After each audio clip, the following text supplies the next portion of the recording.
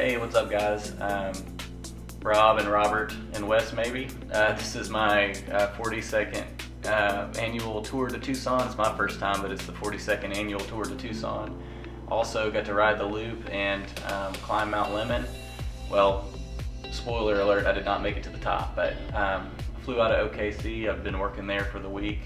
Here I am taking my bike out of my bud's bag and putting it together in the hotel room. Left at about 3:30 that morning, so I was pretty tired, but ready to get out and do a little bit of riding.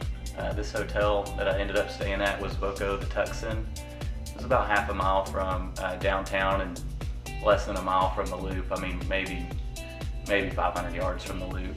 Had lots of nice bathrooms and just beautiful scenery. I hadn't spent much time out in the desert prior to this, so it was cool getting to see all the different foliage and cacti. And I will say for this trip in Tucson, they said it was unseasonably cold even for this time of year. I think when I was shooting this video, it was like 65 right here.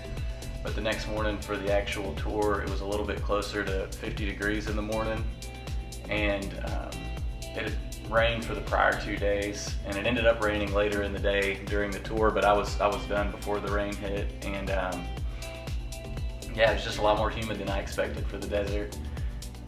Biggest cycling event in the US, 12,000 riders. Packet pickup was surprisingly pretty easy, in and out, less than 5 minutes. Hung out there, checked out the vendors, ended up buying a nice new helmet. Just overall a really cool experience. Here we are the morning of. I wish I would have known to go quite a bit further up, and you'll see why here in a minute, but I did get a chance to catch up with a guy from KC, so that was pretty cool. This is actually after the start. I cut a lot of this footage out, but basically we ended up just walking for the first like mile or so, it seemed like. And they said it was only 7 minutes, but it really, it felt like a while.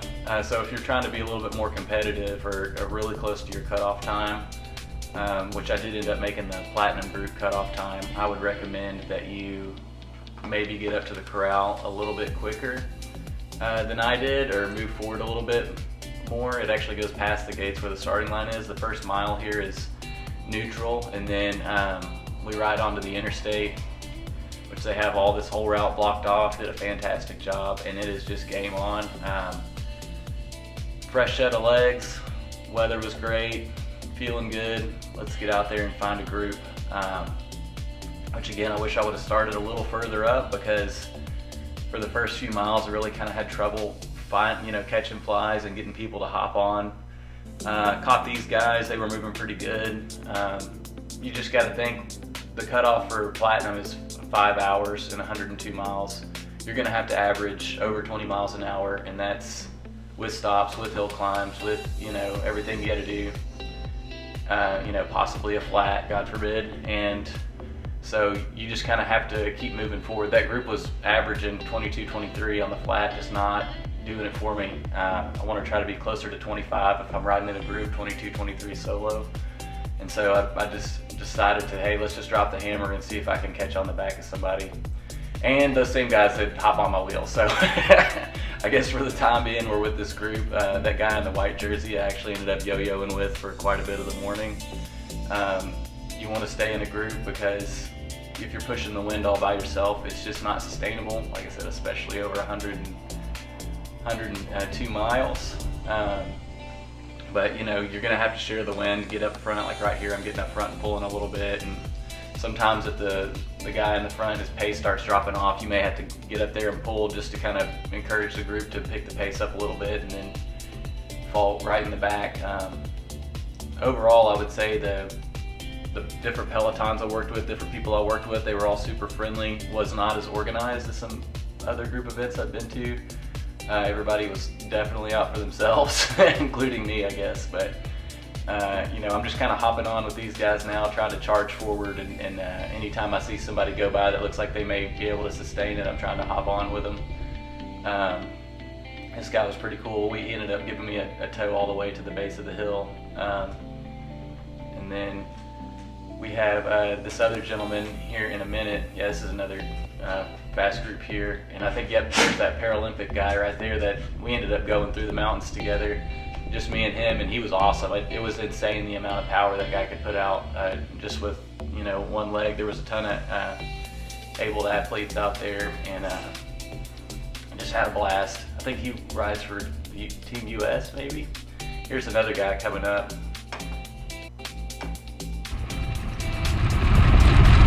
Great track.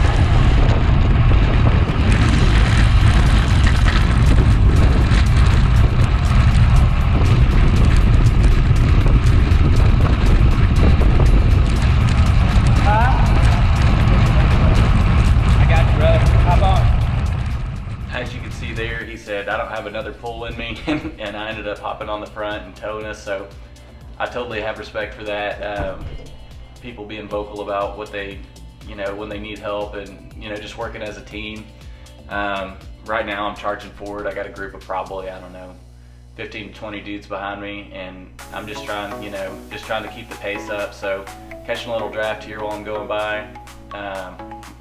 She ends up hopping in, I think rides almost to the finish from here. I think this is at like mile 80. So for the last 20 miles, this peloton, we kind of just worked together, kept the pace way up. Super solid group of people. And we pretty much keep this pace up all the way till the end of the race here, which you'll see here in 1 second. And then it just kind of breaks into shambles. A lot of these guys, I think, we're saving a little bit in the gas tank. That guy right there with the jacket open, and then that guy right there with the kind of aero helmet. Both of those guys were kind of doing a little bit of a tease on trying to break out and pull out ahead and seeing if anybody would go with them. And then whenever we hit town, man, we all went, and we're just all the way by ourselves. So here shortly, I'm going to be coming down the hill. I mean, you can hear it in the audio, but I gave this absolutely everything I had all the way to the finish line. Super bumpy road, super good time. So here's the last few corners.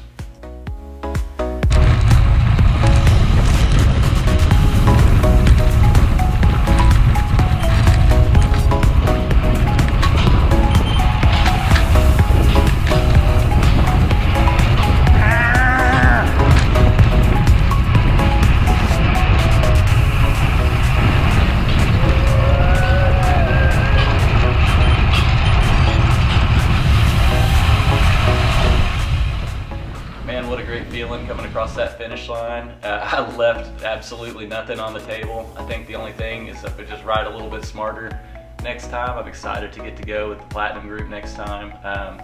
Had a blast. One of the best events I've ever done. Intense from start to finish. Here I am, got my medal right at the end, which was pretty cool. And then in the next video, you'll see I'm off to climb Mount Lemmon. Riding up Mount Lemmon, 27 miles, 2 water bottles, Gatorade, Cliff Bar. We'll see how it goes. So headed up Mount Lemmon here, parked at a high school, supposed to 27 to the top. My knee is absolutely throbbing this morning. I think my seat, I didn't set it up quite high enough, so eventually that loosened up. Down here at the bottom, it was, you know, probably 55 something degrees, supposed to be 70 for the high during the day. I'm just wearing a fleece jacket and a gilet. Was burning up, climbing that hill, and then eventually zipped everything up, put a kind of a neck bandana on, put my gloves on, kept climbing up and up and up, and it just never seemed to end. I ended up climbing about 4,000 feet. Before, you know, the inevitable hypothermia, but it started raining on me about 4,000 feet up, and about, I think it was somewhere around 18, 19 miles into the climb.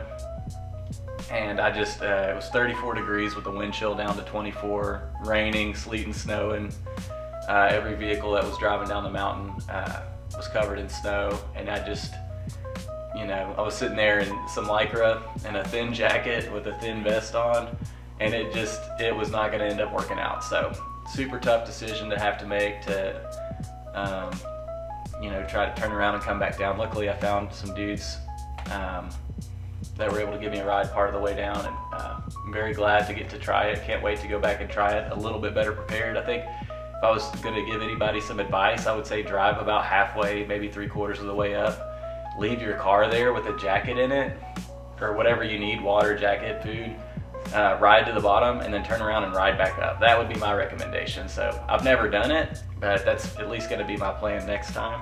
That way, when I get about halfway, 3/4 of the way up, I can throw a jacket on. You're not gonna be able to make it to the top if you do not have some kind of wind protection or shell, especially if it's raining and then you turn back around and you don't turn a pedal the whole way back down. So you're not gonna keep yourself warm unless it's with some kind of jacket shell. I've heard it's that way even in the summer. So my advice, but yeah, I'll let the rest of the video coast out here.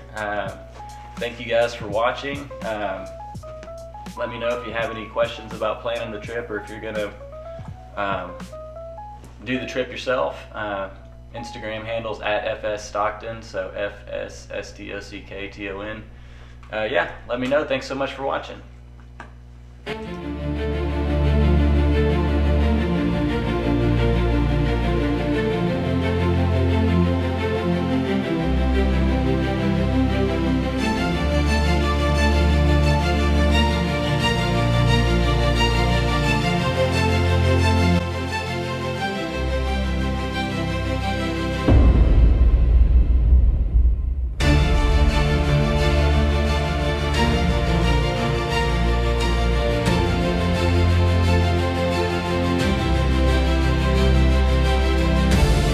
Camera died, so you didn't get to see a lot of that, but basically I got about 10 miles from the summit and it started raining and it was like 34 degrees. Man, I had to make some tough decisions, and ended up catching a ride in a van with some dudes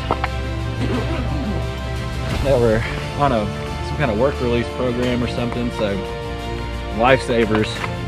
But I'm gonna put this bike in this bag and I guess head on to the airport. Woo.